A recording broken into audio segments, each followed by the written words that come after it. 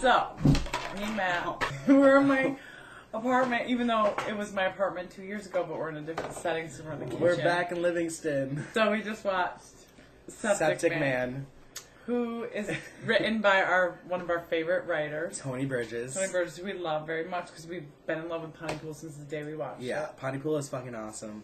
We've been talking to you, Tony, and we'll still try to figure out how to get your video up. We did a video. Well, it's because we recorded it with my old roommate's camera, which is movie studio quality, but I don't have movie studio quality editing. But anyway, so we watched Septic Man tonight, and Tony, you are sick. You're a sick fucker. Sick it was, fucker. but it was entertaining. We were very entertained. All right, first let's start off with it's about Jack. Jack, the Septic Man. And I quit for a month, but oops, we're back. In this town, forgot the fucking name of the town, but in this town in Canada, obviously. We just saw it. Whatever. It was in a town in Canada. They're having a water problem, and there's like a contamination in the water. So everyone's evacuated from the town because there's like 100 and something people are sick, 16 people are dead. So this guy goes up, this like private guy that works for some weird company. So he approaches Jack, who's a septic man, who's out in the fields working on septic systems. Everyone's getting evacuated, and apparently this small business that has nothing to do with the police or anyone important, which is weird, but they asked Jack to fix the problem. Right.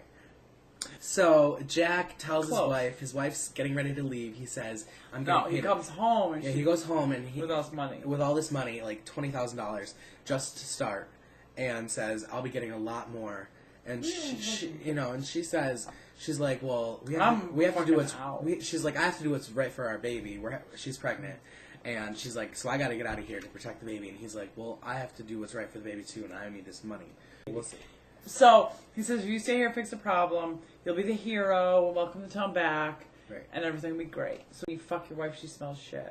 Right. Because he's a septic man. So, basically, Jack, of course, accepts the job, because, like, every major character, they're in a poor situation, and we all know what it's like to be poor, and we're like, oh, fuck it, we're going to do it to get out of this shitty situation. Pun intended. So he takes it upon himself, not telling anybody.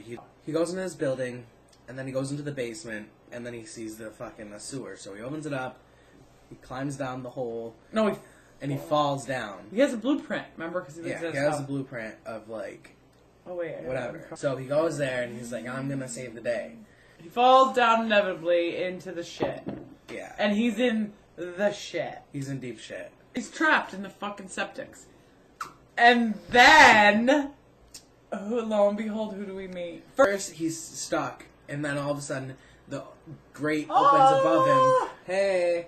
Who is it? Hey. It's we Lord Ock. It's Lord Ock, but we don't know his name first. It's this little fucking guy who doesn't speak. He's like a vampire. He's got vampire teeth, kind of. It's like, help me. And he doesn't help. Tony, who we love. Tony Bridges. Who is the one that wrote this, is the guy that wrote this movie. He loves zombies, and we reviewed Pontypool, which had his zombies as being like... really cool take on zombies, where they're his zombies in Pontypool were more about words. Like vocabulary zombies. The zombies in this book, or movie, are shit zombies. And they're dead, and they're floating. And he figures out that's the problem, so he opens a valve to let out whatever. We see Steve McHattie, a clip of him saying it's okay to come back. But the funny thing is, like, we love him from Pontypool. He played the DJ on Pontypool. So I'm guessing he's the mayor or something. He's like the spokesperson for the town. And he tells him it's all good to go back. And we see the pregnant wife go back to the house. All is not right in Mudville. Right. Did you get that reference, fuckers? And he goes down the tunnel that's in the middle of the room that he's stuck in. And he takes his blueprints. He tries to say, like, I'm going this way, that way, this way. And, like, he maps it out. And then he gets to the end of this grate where he can't get out. So he gives up and he goes back. And he probably shouldn't have given up yet. But then he starts... His face... His hands no, but his face... He's more of like a butterface because, like, everything but his face. Like, his hands are still okay. but his face is like covered in like bubble wrap looking shit. It's gross. He's got cystic shit on his face. Kind of disgusting. It reminded me of like this dog that I had. We did the very first scene. The very first scene opens up really fucking cool, coolest shit I've ever seen. It's so disgusting. I wouldn't say cool. I'd say it's disgusting. I'd say shit. Covered in shit. This girl's just shitting her brains out. There's no toilet paper. She's throwing up. She's out of toilet paper. She takes a couple pills. She's puking. Yeah, what does she take the pills for? She's just trying to shit, and she's just covered in shit. She's puking shit. She's covered in shit. It's just shit. It's inviting you into what you're about to see. Listen, this is a ride you're about to take. Come with us, or fuck off and go away if you can't handle it. So he gives up after searching a few pipes. He gives up, and then all of a sudden, the grate above him opens up again. Hey. And we meet Gabe. The giant. Sorry, Tony, you didn't have a name for the giant in the movie. His name is Giant. We know this guy looks just with the droopy... At first says he's going to help Jack, right. And he throws him a chain. And fucking Jack climbs up. And he gets stabbed right in the fucking wherever. And see, we have to say, can we just point this in? We are tiny bit biased because we absolutely love Tony. I'm single again. Single ladies? Single ladies? See this hand? You will never, ever, ever, ever see a ring on it. Because I'll never, ever get... Because I'm done. Because my love is going to be writing. My love is going to be Matt. My love is going to be beer. And my love is going to be movies. And that's it. That's all I need.